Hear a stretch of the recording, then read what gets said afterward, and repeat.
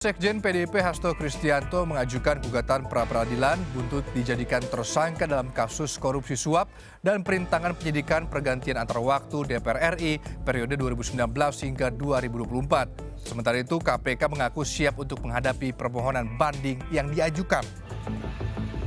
Ditemui di acara ulang tahun PDIP di Lenteng Agung, Jakarta Selatan, Sekjen PDIP enggan menjawab pertanyaan media terkait perlawanan hukum atas status tersangkanya.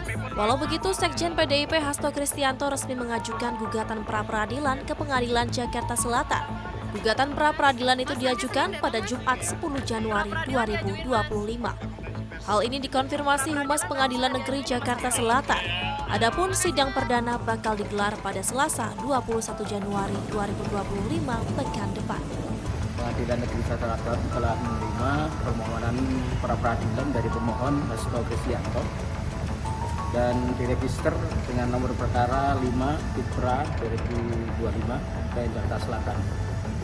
Oleh Ketua Pengadilan telah ditunjuk hakim tunggal, yaitu saya sendiri, Juyamda SMH, dan tentu telah menetapkan hari sidang yang pertama, yaitu tanggal 21 Januari, hari Selasa.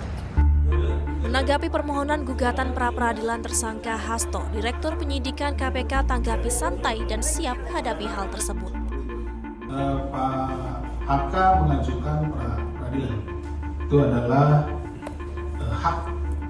haknya dari yang bersangkutan. Jadi kami tentunya nanti akan ada pemberitahuan kepada ini nanti biro hukum, tentu kami juga akan mempersiapkan untuk menghadapi pra-peradilan tersebut. Tidak apa-apa, itu bukan kali ini saja, hal yang biasa tersangka melakukan atau menggugat pra-peradilan kepada KPK. Sebelumnya, Ketua Umum Partai Demokrasi Indonesia Perjuangan Megawati Soekarno Putri untuk kesekian kalinya mengkritik kinerja Komisi Pemberantasan Korupsi yang dinilai hanya fokus mengejar Sekjen PDIP Hasto Kristianto. Nanti kalau saya ngomong gini, tuh Mega mengkritik saja. Lah, yang enggak lah, orang benar loh. Orang benar. Saya ingin KPK itu yang benar. Lalu yang bikin saya juga bingung saya. Kecuali orang lain untuk menjadikan KPK itu dipikir gampang. Enggak, saya aja berantem dulu. Karena apa? Itu sifatnya ad hoc. Sementara, ex-penyidik Komisi Pemberantasan Korupsi menilai penetapan tersangka Sekjen PDIP Hasto Kristianto murni penegakan hukum penyidik lembaga anti rasuah. Namun demikian, adanya penilaian perkara Hasto disebut kasus pesanan atau atas pertimbangan politis itu merupakan hal yang biasa saat perkara ditangani lembaga anti rasuah. Dikarenakan dalam kasus korupsi, tim penyidik tidak dapat membuka secara gamblang terkait barang bukti. Dari pihak Pak Hasto mengatakan bahwa ini pesanan, ini politisasi, ya, kemudian ada bayang-bayang gitu kan terkait dengan kasus ini. Saya pikir itu hal yang lumrah lah. Makanya kenapa ketika menangani kasus korupsi, pengalaman saya itu harus segera dituntaskan ke pengadilan, karena ketika proses penyidikan KPK tidak bisa mengumbar apa yang mereka miliki, alat buktinya, barang buktinya, hanya bisa disampaikan perbuatan-perbuatannya yang kita sudah mendengar dari apa yang disampaikan oleh Pak Setio Budi ya, selaku Ketua KPK.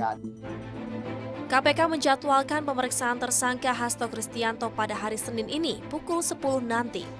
Sekretaris Jenderal Partai PDIP Hasto Kristianto menegaskan dirinya sudah menerima surat pemanggilan dari Komisi Pemberantasan Korupsi.